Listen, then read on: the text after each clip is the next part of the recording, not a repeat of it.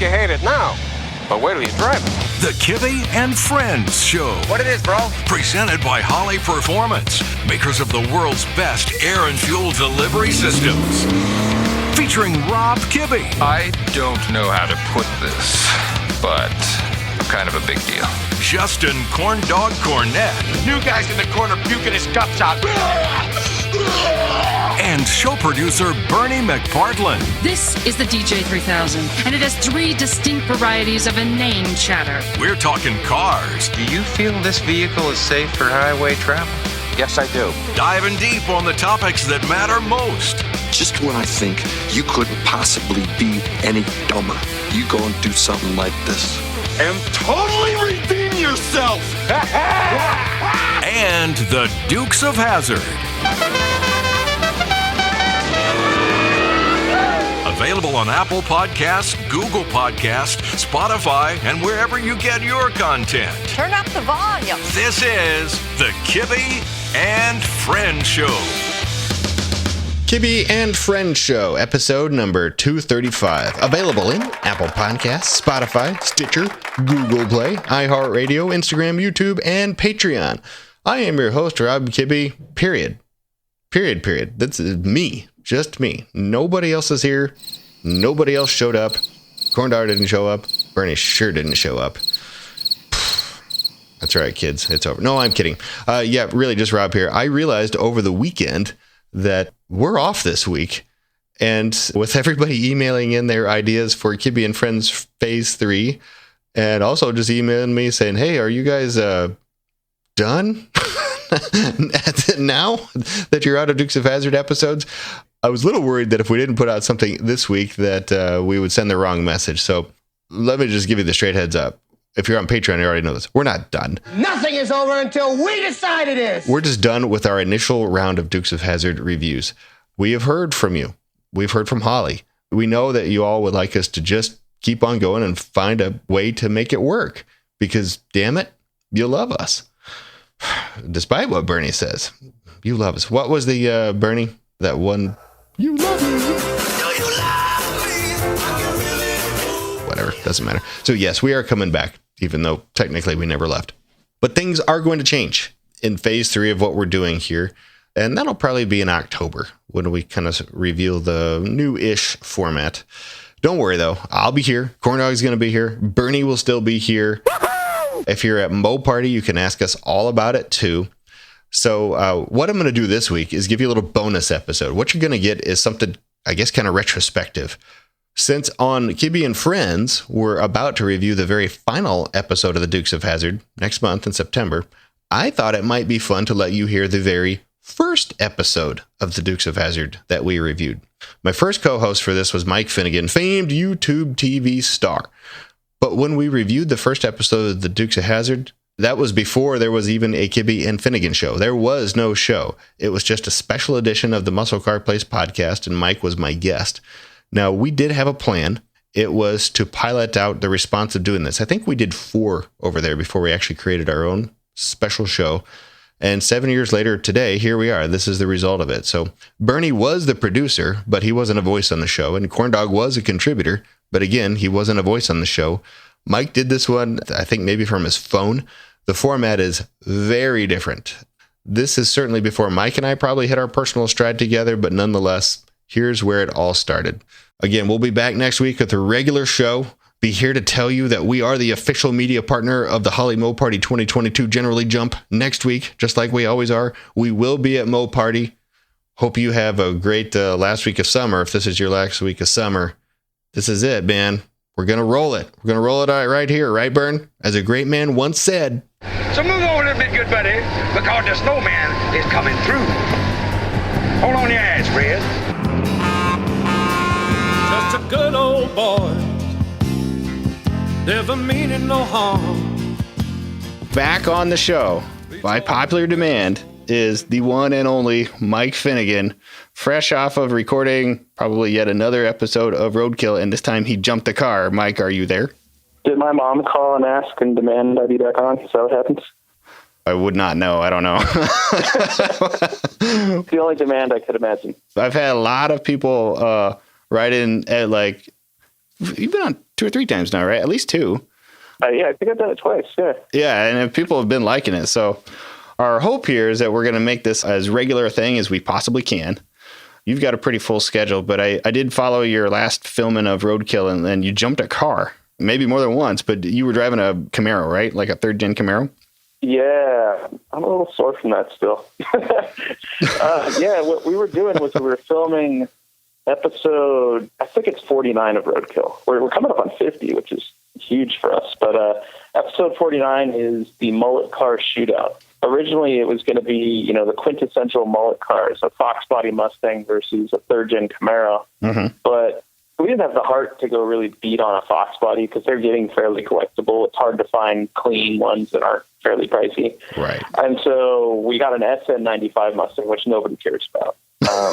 Then we got the world's worst 3rd-gen Camaro. I mean, this thing was crap. The plan was to go side-by-side racing at a Lucas Oil short course track. The ones they run short wheelbase trucks on? Yeah. I don't want to spoil it, but it kind of went sideways, and I ended up having to jump a 3rd-gen Camaro. Good distance. It's very good distance. And my back ain't been right since. Were you just wearing a lap belt or your shoulder belt, or did you have like a race belt on? It was Roadkill, so it was the floppy shoulder belt that was fairly worn out. Yeah. And, yeah. Well, maybe I can't know. Did it survive the landing? It did. I got to tell you, for being the world's worst 3rd-gen, this thing did not want to die. It landed, and it drove straight, and I hucked this thing probably, I'd say 70 or 80 feet. I mean, it went far. And it landed and kept running and driving and didn't even need to land it. It was pretty amazing. How fast were you going? Did you build a ramp, or did you just jump it off one of the Lucas short truck ramps and just go? I took it off one of the jumps for the short course jump. I went down to last turn. It was a 180-degree turn over 2 or 3 good-sized whoops, wide open, and hit it at full speed. And just, I've seen the footage. You can hear it. It's on the rev limiter in the air. I never lifted. And it flew good. That is awesome. And I know there's going to be some 3rd-gen lunatics out there who are going to be angry, but trust me, this thing was crap. Nobody was going to restore it. And if you were 14 years old, you would have done this too. Or if you're 40, probably still do it. Yeah. That is our segue to today's show. So we did some talking. Homework. Yeah, we actually did homework. Like, we did some talking after last show. We thought, wouldn't it be fun? We both grew up with the Dukes of Hazzard, the TV show. We probably watched every episode at about the same age. How old are you? I'm 40. Are you about that age? Yep. So we grew up at the exact same time. We thought, wouldn't it be fun to like do a review of at least one episode and maybe more, show by show, if you will, of what we think of these things now as grown-ups. So that's the homework we did. And I actually watched the show. I pulled some audio from it. Did you get through it, the whole thing? Oh, yeah. And that's the key is what do we think of these things now? Because I also watched some other shows from my youth that didn't hold up nearly as well as the Dukes did when I went back and watched episode 1. And not to get off topic, but there was this show called Street Hawk, and it was kind of like Knight Rider, but with a motorcycle. I know this show. And I don't know, at one point my mom for Christmas found bootleg copies of that show on DVD, and she sent them to me, and I finally watched them the other day, and I'm like, this is complete crap. This is a really bad ripoff of Knight Rider. But yesterday I watched the Dukes of Hazzard, episode 1, and nope, still damn good. It is, and there's, depending on which episode of Street Hawk you saw, and this is, be prepared to be blown away by my geekness here. There's a General Lee in Street Hawk. Oh, you're good. I didn't know that. I think Street Hawk must have been filmed after the Dukes of Hazzard ended, because they still had like all of the cars that were left over at the end of the actual filming of the Dukes of Hazzard was still there. I assume owned by Warner Brothers, and they were just kind of sold off piece by piece as needed. 2 General Lees portrayed the bad guy car in Street Hawk. They took the push bar off. They painted the car black. And I remember it now. Yeah, and that's it. But it still had the Vector wheels on it, still had the vinyl roof trim on the side. I think George Clooney was the bad guy, and he drove it. Ooh. Now I really need to go back and check that. George Clooney, I didn't know that. It's awesome. Here's something. They jump it. It's funny you mentioned, the way Warner's was getting rid of these cars, because David Freiberger, who I work with on Roadkill, his dad was in, I think, the advertising business in Burbank back in the day. When Warner's was getting rid of these cars, David's dad said to him, hey, they're getting rid of these General Lees. Do you want to go down there and buy one? And David didn't. It's like, no, those things are trash. They were jumped. And I don't know if David was as big of a fan of the show as I was, but he basically turned down, and I think this was in the late 80s, early 90s. Huh. He basically turned down the opportunity to go buy, as many of the General Lees as he could have, afforded at the time. He'd be a wealthy man now. Yeah. That's for sure. So what we're going to do here is we're going to review episode 1, but there's episode 1's called One Armed Bandits. The gist of it is that this is the first episode of 5 episodes that were filmed in Covington and Conyers, Georgia. These were not filmed in Hollywood. They're filmed in the fall of 1978, and the whole point of it was to make a few episodes for a mid-season replacement show. I think it aired in the beginning of January 1979. And these particular episodes have a way different feel than what most people remember that show having. Most people think of the Dukes of Hazzard as wholesome and not particularly risky, other than Daisy Duke or something like that. But for the most part, it's a pretty tame show.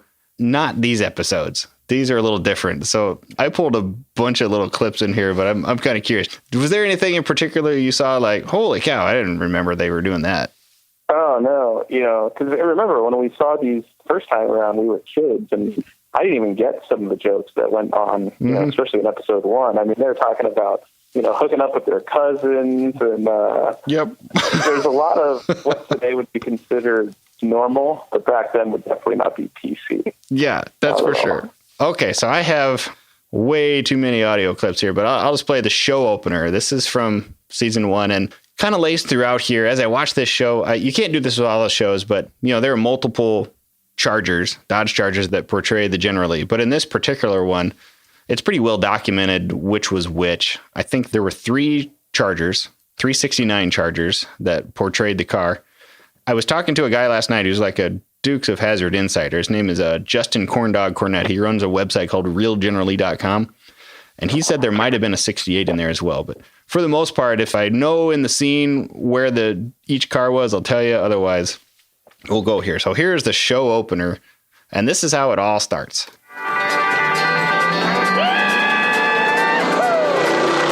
Welcome to Hazzard County.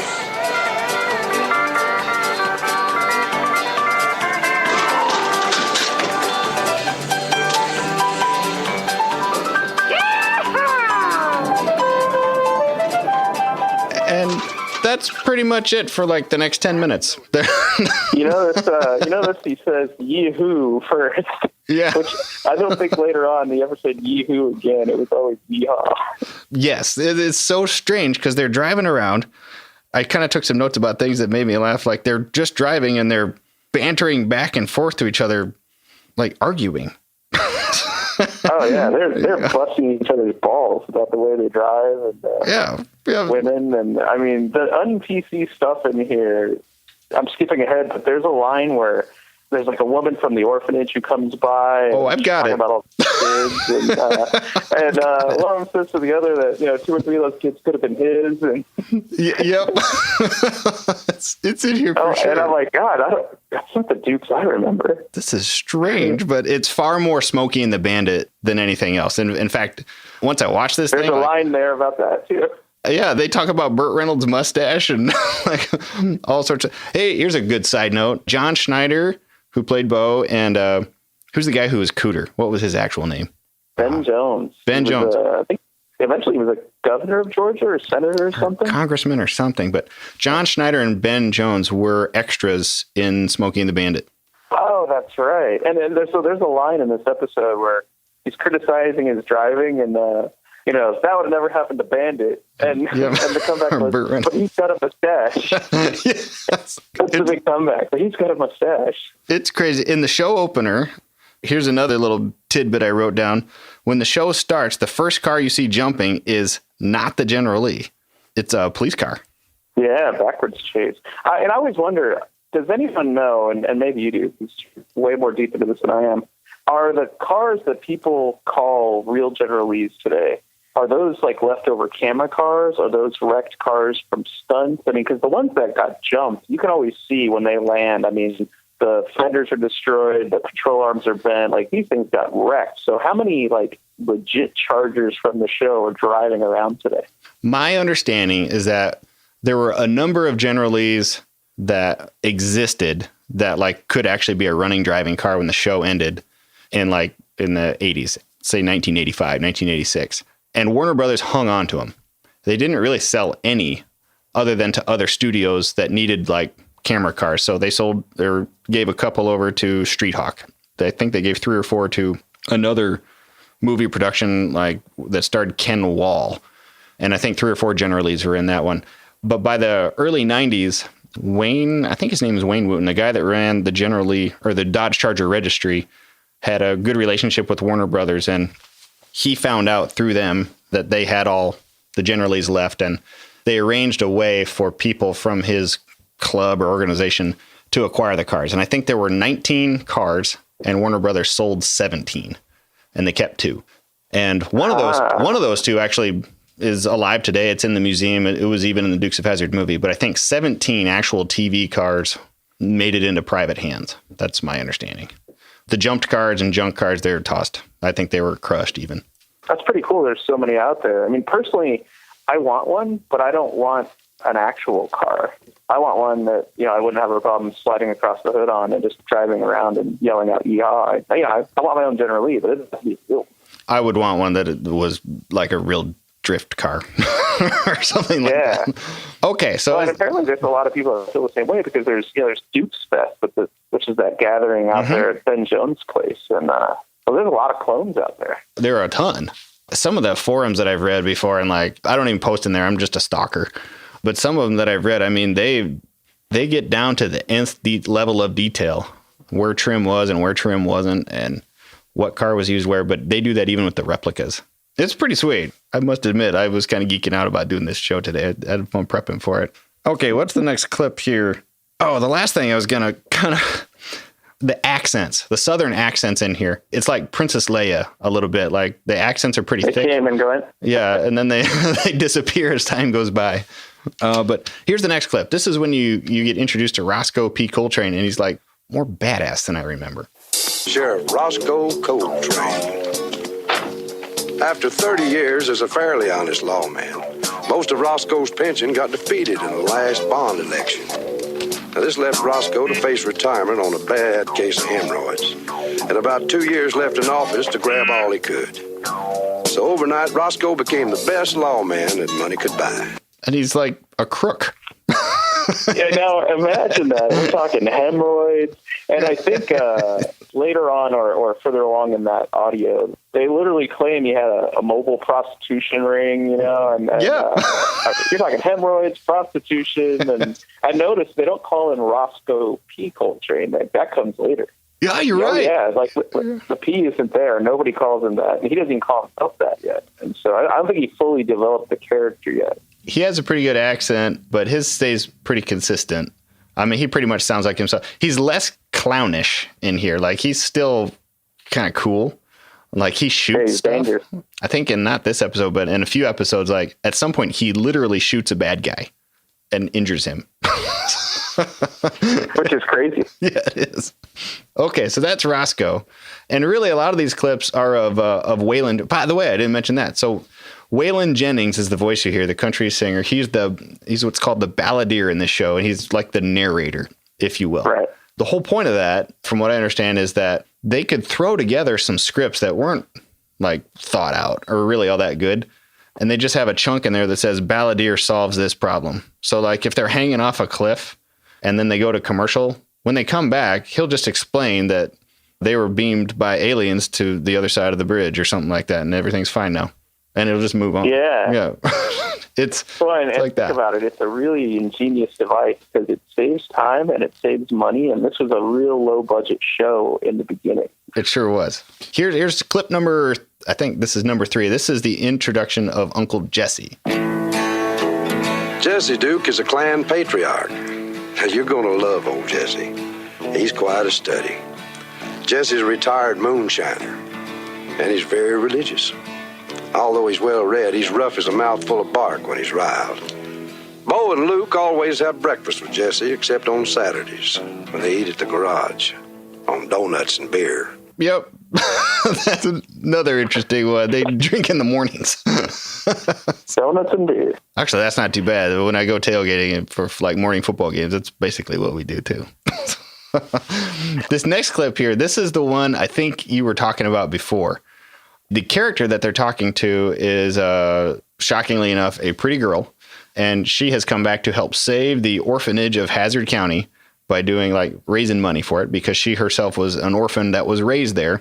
She's come to the Duke farm to collect money, and Uncle Jesse had some that he saved for her. And this is when she meets, I think, Bo for the first time. Mr. Duke? Oh, howdy. Remember me? Jill Dobson.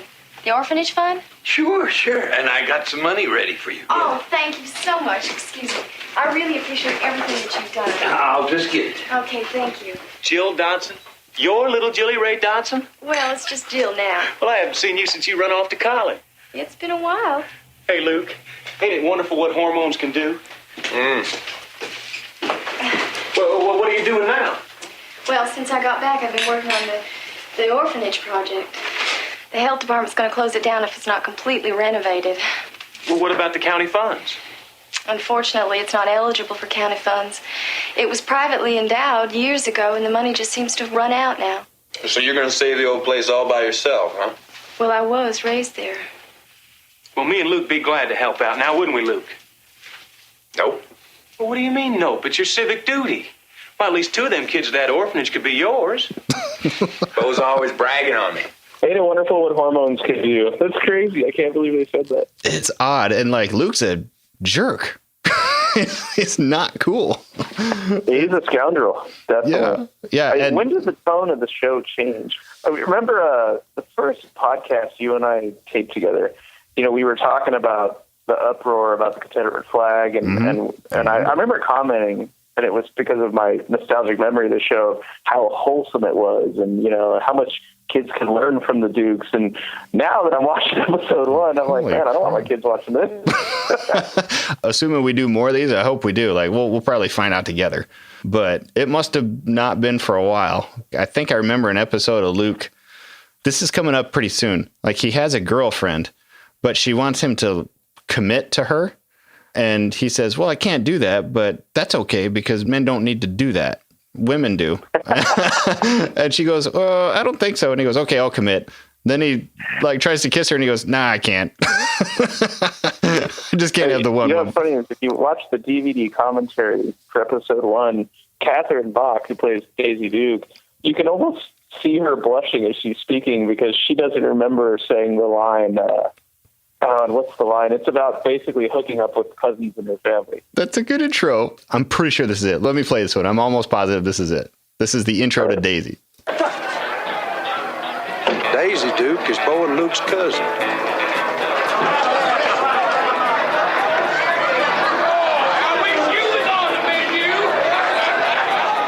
She drives like Richard Petty, shoots like Annie Oakley, and knows the words to all of Dolly Parton's songs. Coming up here, I think. Here it comes. Hey, Jerry, I met you about that. No, we weren't cousins. I'd marry you. He's never stopped anyone in this family before. You got a point there. My kids haven't seen this episode. I don't think I'm going to show it to them for a while. So does that mean she already married someone else in her family and she's divorced? That's what it sounds like to me. I think it means it's commonplace for she's a dirty bird, that one. This to just happen. It is a little bit strange, and like this is just still bad tone. Like later on here, like Bo and Luke plot to literally steal illegal slot machines, and then later they like do that. Think about this, like, you know, that's the ploy, right? We're going to steal these slot machines, and Daisy is the diversion, which involves her standing in the middle of the road in a bikini, which is awesome, right? Well, you got to think about this, that the show, like you said, was a mid-season replacement, and it started in January. Well, they were filming in November and December in Georgia. It's cold. So imagine how cold she was standing out there filming in that bikini. I may have watched that more than a few times trying to get the audio right. Yeah. That's what you're doing. She looked different in these episodes than in later ones. I don't really know how to frame it other than maybe she was like really young, but she seemed a little different looking. She was sure proud of coming up with the Daisy Dukes on her own. That was her creation, I believe. It was? And we're all thankful. Oh, did she say that on the commentary? She must have. Yeah, she claims that it was her idea to cut the shorts even shorter. I didn't know that. I knew that when they were trying to cast her character, they were looking for somebody like blonde. And she was like not that at all. But it worked out pretty good. Let's see here. What do I got next here? This is the next part of the show. They're trying to... So Bo and Luke gather up like a bunch of their friends. Cooter is one of them, like in a junkyard. And they're trying to plot about how they're going to steal these slot machines away from Roscoe. I like the sound effects they used for the generally in these shows. And I think in this one, the general's a stick. See if you can hear it. Can you imagine the look on Roscoe's face when he opens up that fertilizer truck and all he sees is fertilizer?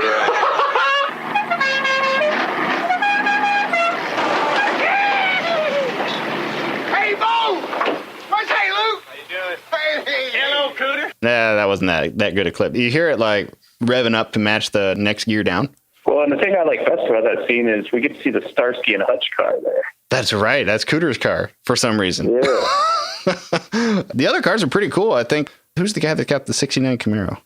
Dubrow, I think, was the guy's name. There's an El Camino, a first-gen Camaro, Starsky and Hutch car. Like, they had quite a gang going on there. And then they like plot and they figure out a way to go like steal these things. But for some reason on the way there, they just ram into each other driving down the road.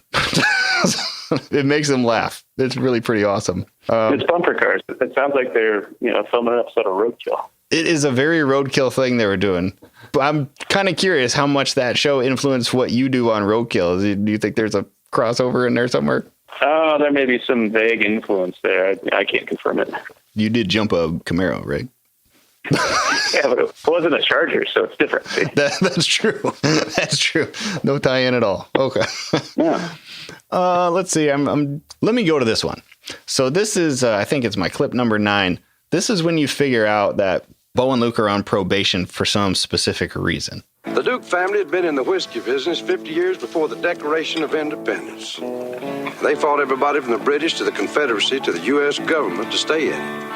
Until last year when Bo and Luke got caught on a whiskey run. So Jesse swallowed a lifetime of pride.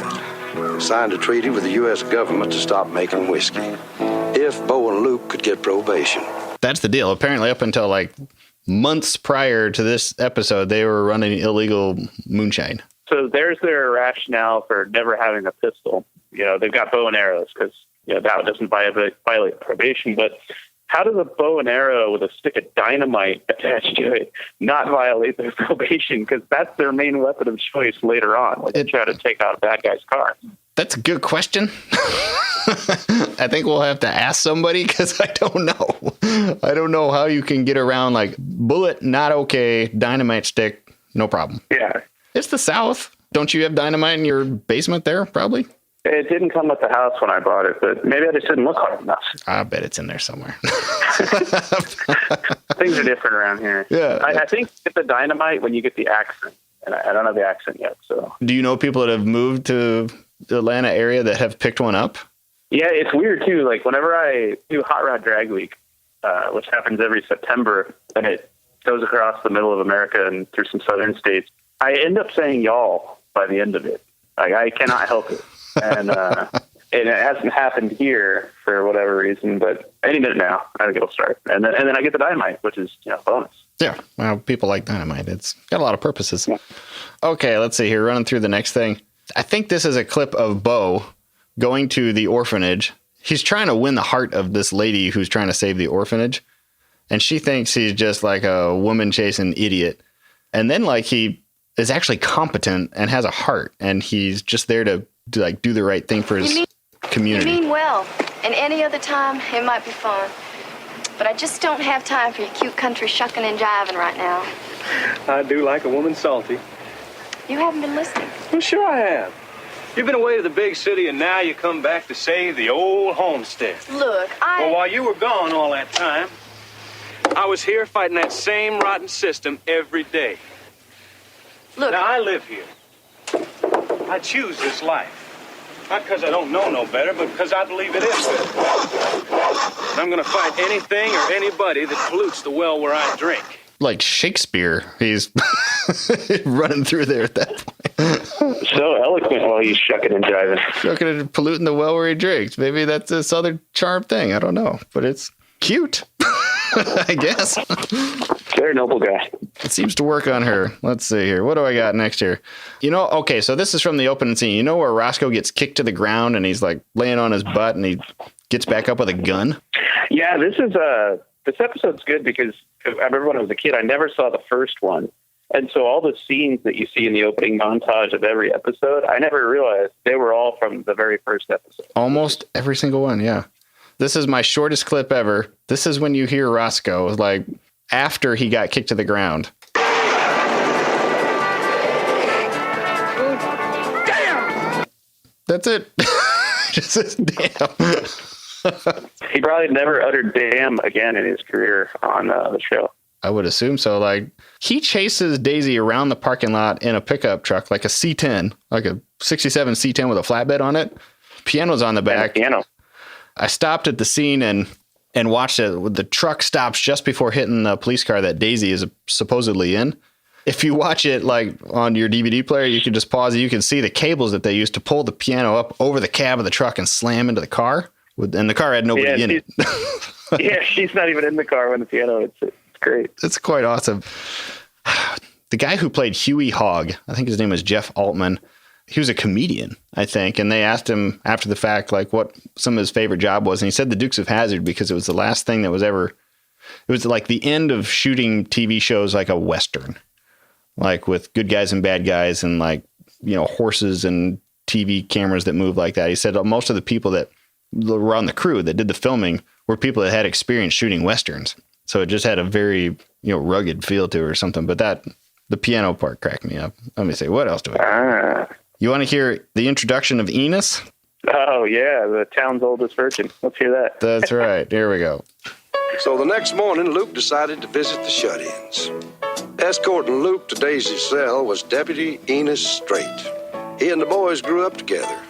Enos had a crush on Daisy and a reputation of being the oldest virgin in Hazzard County. Now, Enos, now you can tell me. Any change? Well, hang in there. It's the most awkward scene in there. He's just staring at him like smiling. No. No change. I don't think he ever stopped smiling the entire time he was on that TV show. I think he was just happy to have a job. And wasn't he also in Smokey and the Bandit? He was a trooper, I thought. You're right. He was a police cop. Or was that John Snyder? No. He's a police cop. Like he's so that police cop in the Smokey and the Bandit chase scene, that the very end scene, the police cop that like jumps his motorcycle and lands in like a ditch full of water. Yeah, it's like in between the two highways. Yeah, that's him. I forgot all about that. Okay, what else do I got? I think I only have a couple more clips. Bow and arrow. Yeah, that was the question you have. This is the bow and arrow and why they can't have guns and what they use bow and arrows for. Why did you take up bow hunting? Well, I didn't have no choice. See, Luke and me's on probation and can't own no guns, so it's either use those bows there or throw rocks. At what? Well, at game. See, we run low on food, we have to go hunting. Now, Jesse, he don't take kindly to no government assistance. He'd rather starve. That's basically it. They hunt for their own food. And then put some dynamite on there and blow up that guy's cars. That's legal. Also part of the package for some reason. It kind of goes up. They wrap the show out on a happy ending. They have some different closing credits theme, and I'll play that later. But I did some digging on Wikipedia, and I pulled up some info on some of the Chargers. So there's Lee 1, and Lee 1 is the one that's kind of famous right now because Bubba Watson, the golfer, bought it. This is the car that does the jump at the ending credits of every show. And it's unique because it has a chrome rocker trim on the rocker panels.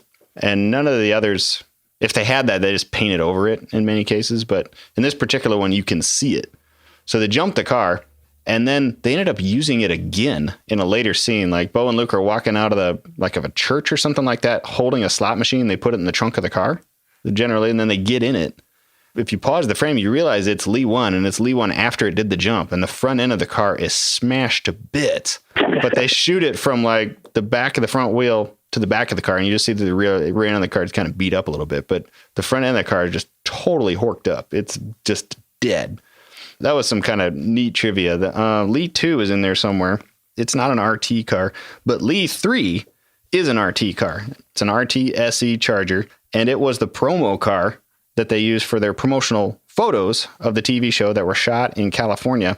And this is the only time you see the General Lee with its doors open, because supposedly the doors are welded shut, but in these promo photos, the doors are open and it has no numbers on it. Have you ever seen those? Those are like weird folklore. Yeah, in fact, if you look at the, no, I was wrong. I was going to say, if you look at the DVD box, I thought the car that was on the DVD box, the door was open, but it's not. I'm totally wrong.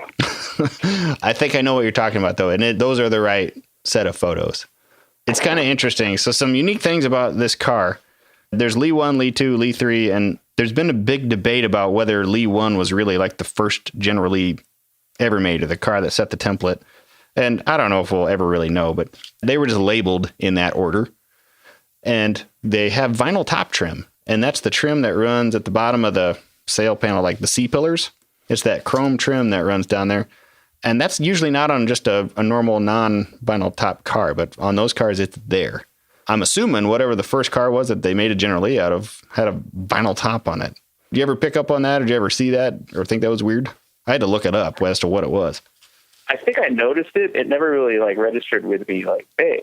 Because, so many of those things about those cars were just weird to begin with, especially when they're filming and they've got a camera car, but then they've got a stunt car and the interiors don't look the same. And you can see spray paint marks or they painted it tan inside. There's some weird stuff going on. That's for sure. Somebody told me that on the first 3 cars, here's a good one for you. There's no trim ring around the gas cap. Yeah, I don't never notice that. I didn't either. But once they told me, I have other hobbies, and they don't involve looking for the trim rings on the car. On the car, that's right. That's basically the whole show in a nutshell. It's this weird, oddball show about this Southern family that robs from a crooked sheriff, and then eventually does something good later because of it. Yeah, and that's what every episode is going forward. Except for the un-PC jokes in the first few episodes. It's a pretty wholesome show, Good family values, all that, while bending the law as necessary. Bend but not break, just like a good defense. There we go. All right, well, that was fun. I'll definitely do more of these if you will. I think man, that was cool. I'll watch another episode. If you had to choose now, haven't watched the whole series, I'm assuming you thought Bo was the cooler one when you were a kid. I did. I think most people did. Oh, choose who would I want to be or who would I want to hang out with? Who was as little Mike Finnegan did you want to be? Oh, well, Bo was usually driving, so yeah. I don't want it to be him. I did too. Now that I've seen these series, as the show goes on, I kind of think Luke's the actor, I think is a truly better athlete. And in the fight scenes, he just looks like he's doing well. and you can tell that John Schneider is acting. I don't know. He doesn't look as strong. I think Luke's pretty cut. Yeah, but Bo was a little better with the ladies. That's for sure. Plus, he got to drive all the time. Okay, man. Well, we'll get the next one on the books. That's a pretty good time. When are you leaving for your next roadkill? Do you know? Next week. It's our 50th episode, which is nuts. Can't believe we did 50 of these things. But we're going to get, much like episode 25, we're going to get together, I think, 10 roadkill cars and shoot them all out. Or at least try to, until things fall off. Where do they go? Do they live in a parking lot somewhere? They pretty much sit in storage lots exposed to the elements, which is why they're always trashed and have dead batteries. Really? So anybody could just go up to them and take stuff? Yeah, that happens quite a bit. I think, I don't remember the episode number, but we got out the rots and we found it after it had been sitting for a year. And when we got to it, the seats were not in it. Somebody had taken them out. We found the seats. They were in another car in the bed of the Ranchero, I think. But the rots and the seats were just randomly out of it. So that's what we get for leaving stuff laying around, I guess. I liked the NASCARlo one. I saw that after it got wrecked at the track.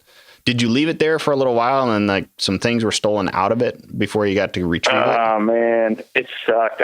We wrecked it and it was 10 o'clock at night when we wrecked it. So we left it overnight and then I thought somebody towed it. Somebody else thought they towed it. Nobody towed it, and it sat there for a couple of weeks.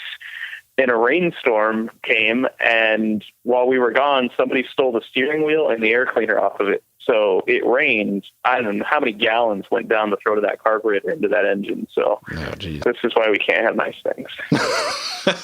And that was like a good running engine. I mean, it fired up pretty quick. You threw some gas in it and it went. Oh yeah, it was a great motor. It really was. And if it hasn't rusted, to death, it will be again. We are working on the car, so it'll be back in episode 50. I don't know, how nice it's going to look, but we're going to get it running again. What was the thing that actually failed on it? Was it a ball joint or something? What actually killed it, and thank God it happened at the track, but what actually killed it was off camera, Freiberger had been practicing, and he turned into the infield area, and the area that he turned in on had this giant, it wasn't a curb because it was dirt, but it might as well have been a curb. And it hit the car and bounced the car off the ground as it was coming into the infield. And I think that's what cracked the ball joint, because later on, the right front wheel, the lower ball joint, snapped in half, and everything fell down, control arm dug into the ground, and bye-bye fun. NASCAR. Yeah. How bad is it? I mean, I know you said you're fixing it, but is it... The body's totaled. Every body panel is crooked on it now. It broke the panhard bar for the rear axle. It bent 2 of the 4 wheels. And the good thing is it was a circle track car. A lot of the stuff was meant, so when you crash, some of the stuff is just meant to die. Like the panhard bar, the way it mounts, it's not even bolted to the rear end. It clamps onto the rear axle tube. So the panhard bar mount and bar broke, but that's easy to replace, and the wheels are easy to replace. The time-consuming thing is the body. The whole thing needs to get cut off. We need to get another body and weld it back on, which sucks. But, that's why race cars are made out of fiberglass, so those things can happen quickly. That's the lesson here, is trying to treat your stock car like a street car and make it out of steel is probably not the best idea. No, we know. I guess so. What was the actual chassis? What was the brand of the race car? I was surprised at how well it drove. There was no chassis tag on it, so I don't know who built it, but it had a 96 Monte Carlo body on it. Uh-huh. And we put a 70 Monte Carlo body on it, which was, I think it was 14 inches too long. I remember that part. I know that the bulk of all of that was taken out of the doors or something, and the roof was slid back, so the roof itself was the right shape. It's a bummer the episode is so short, because it left out the really cool part, which would have been you guys seeing how we actually attached the body to the frame. And what we did was the wheelbase was off 14 inches. So we cut 14 inches out of the rocker panel. And if you imagine that happening with the door off the car, and then cutting the roof off the car at the top of the quarter panel, you can take the front half of the car and slide it backward, and then weld the sail panel of the roof back on the quarter panel. And it turns the car into a fastback, basically.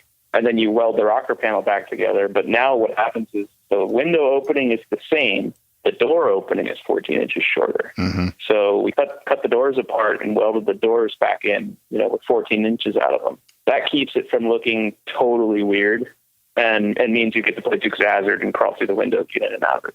I saw that too. That looked good to me. The passenger seat did not look particularly fun, but the driver's seat looked pretty good. Yeah, I wouldn't know. I never rode in the passenger seat, thank God. That's right. You didn't. No, I think about it. No. I was on a mission to make sure I never sat over there, because it was like my baby. I wanted to drive it, and I wanted to build it. I wanted to do this for years. I was really just kind of poking Freiberger into letting me do it. So he was cool. Once we got it running, he let me drive it all day long to get to the racetrack, and then he killed my baby. That's a shame. That's a shame. I'm not bitter, I swear. Not bitter at all. All right. Well, he's Mike Finnegan. What's your Instagram handle? Go to Finnegan999 Instagram, and Twitter, I think it's Mike Finnegan999 or Finnegan999. I don't know. And I'm on Facebook too. You can find me under there as Mike Finnegan. I'm just Robert at themusclecarplace.com. You can go to the musclecarplace.com website to find me for the most part, and at some point I'll get on Instagram. The Kibbe and Friends Show, brought to you by our good friends at Holley Performance. Click the link on our show page and visit Holley.com for everything air, fuel, and performance related for your ride. Connect with us on the socials and at patreon.com/KAFS. See you next week. Later on.